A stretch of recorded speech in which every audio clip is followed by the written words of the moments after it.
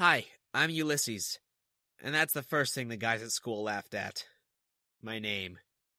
The fact that I'm a short, dorky guy who spent most of his time lugging around a vintage camera, taking pictures of insects and birds, didn't help either. I was the photographer for our school paper. For a freshman, I was very proud of it. Unfortunately, I was always assigned to take photos of the school's basketball games. And guess who my worst tormentors were? Pete, the basketball captain, and the rest of his team. It's kind of impressive, actually. Pete was only a year older than me, and yet he had at least 12 of the most popular and most feared guys in the school. The basketball team was made up entirely of juniors and seniors, and for a sophomore to be the king of the school was unheard of.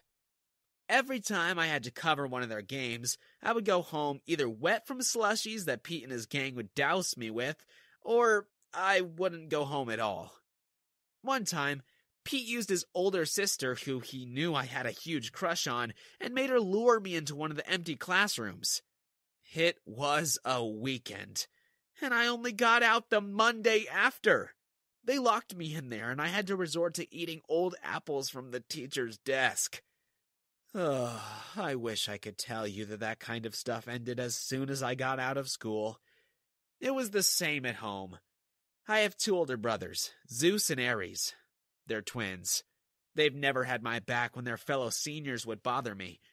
In fact, sometimes they'd even cheer Pete on. They were worse after school. Stop! You're gonna break it! Stop! You're gonna break it! Boo-hoo! You gonna cry, little twerp? You gonna go cry to mommy?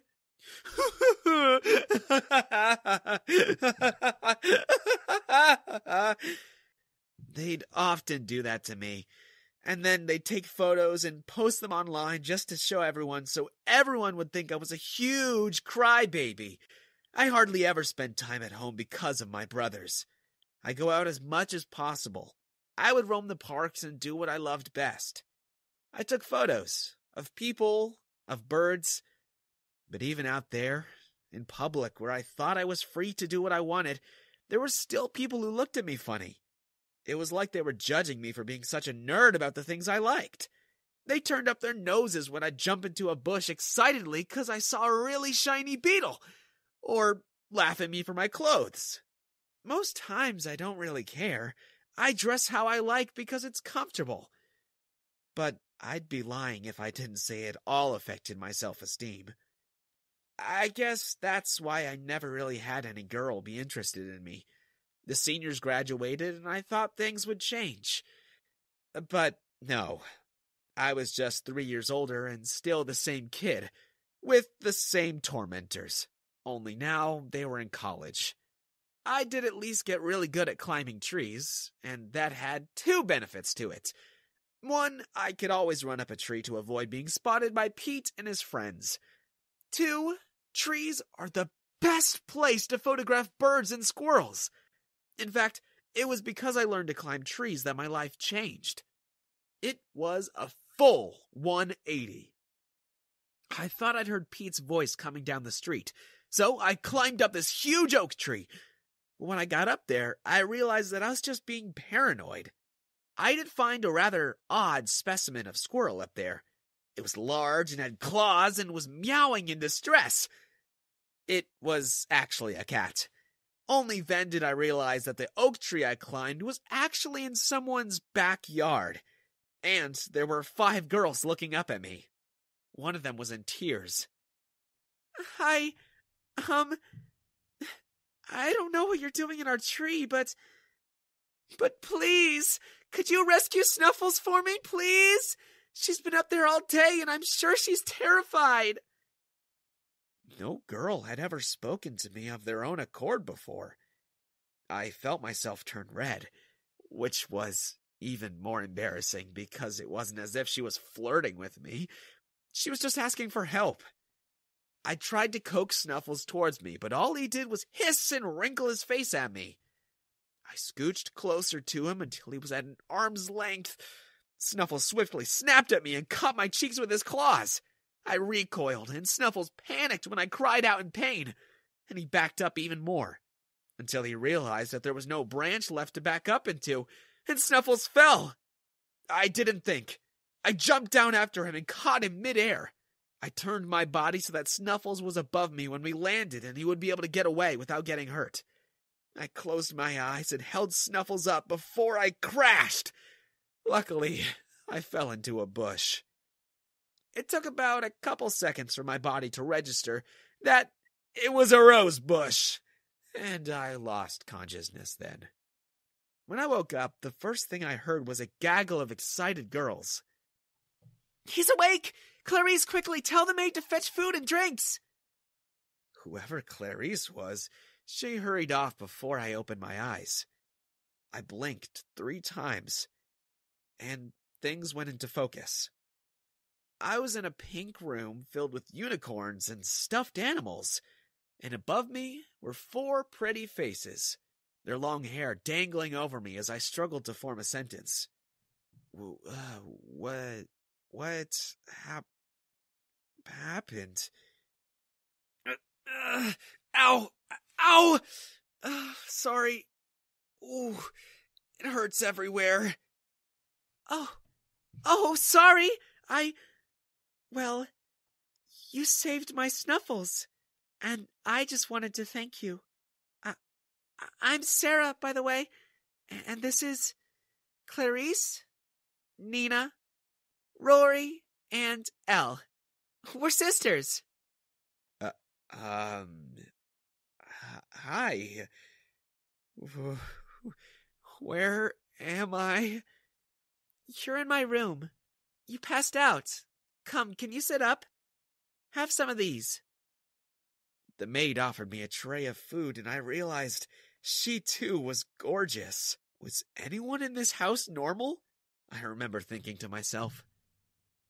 What time is it? 4:20. Why? What? That can't be right. I was out catching bugs at 5:30 when I saw your cat. Yeah, on Saturday. Wait, what day is it? Monday. What? I tried getting up, but Sarah pushed me back on the bed. My parents! And I missed my exam! Wait, don't you have parents? Aren't they going to think it's weird you're keeping some boy in your room? Relax.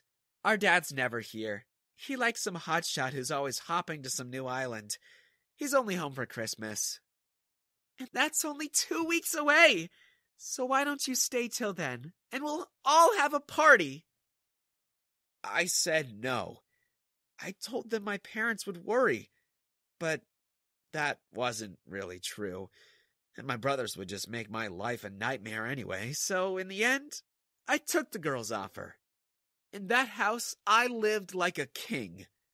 Every morning, the girls would greet me in my room and bring me breakfast in bed, and then the maid would clean up after me. The girls took me to go shopping with them, and when I told them I couldn't afford any of the stores they went to, they just filled baskets upon baskets of things for me, and they paid for it all. When they saw the camera in my bag, they begged me to show them the photos I took. And they were so impressed, they asked me to do a photo shoot for them. And when we got to print out the results, Sarah kissed me. You're so good! Wait, how old did you say you were? I just turned 18. Oh my goodness! He's even younger than I thought. Well, at least he's not a minor, otherwise Sarah'd be in trouble for kissing him. You all kissed him too? Wait, have you ever thought about being a photographer? And that was when my life changed. The sisters turned out to be models. They introduced me to their boss, who introduced me to a famous photographer. I studied under him. He took me to fashion shows and flew me to Paris and Italy. Everywhere the girls went, me and my teacher would be there to take photos. The girls gave me confidence that I never thought I'd have. They taught me how to dress, how to talk to girls, how to charm them. Every day they made me practice flirting with them. It was the most fun I'd had in my life. We would all go out to party, and then they'd choose a girl in the crowd, and the challenge was I had to get their number by the end of the night. All the practice I had with them bore fruit, and by the end of that summer, I had a collection of 283 numbers from girls I had no intention of going out with. I became a bit of a womanizer, and I enjoyed it. I walked with swagger, and girls would look at me everywhere I went. I mean, it kinda helped that I'd become a famous photographer prodigy by then. Being the student of one of the world's best photographers did have its perks. One day, I decided to go back home. After all those years, I had to at least show my face to my family again. First, I visited Sarah's dad's house and thanked him for everything his daughters did for me, and how welcoming he was to let me stay at his mansion. And then I drove back to the place I used to call home. On the way, I needed to fill up on fuel, so I stopped by the gas station on the way. And I kid you not, I almost laughed out loud when I saw who was filling up my tank. "Oh, long time no see, Pete." "Whoa, that you, Ulysses?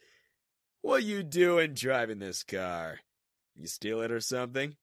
Yo, guys, check this out. Remember that insect nerd from high school? Look what he's driving." Your boss ain't gonna like it when he hears you're driving his car around without permission. When I saw that Pete's entire gang was working at the very same gas station, I couldn't help it anymore. I laughed out loud. I noticed there were a couple of girls eyeing me from afar. They must have recognized me, so I waved to them, winked, and beckoned them to come closer. "Oh my God, he saw us! Oh my God, he's telling us to come over. We're such huge fans." "Really? How'd you like to go for a ride?" "Oh, yes!" Pete and his guys had no idea what had just happened. They couldn't believe their eyes that I could pull girls with a single look. Oh, if I could have just taken a photo of that moment. So long, suckers!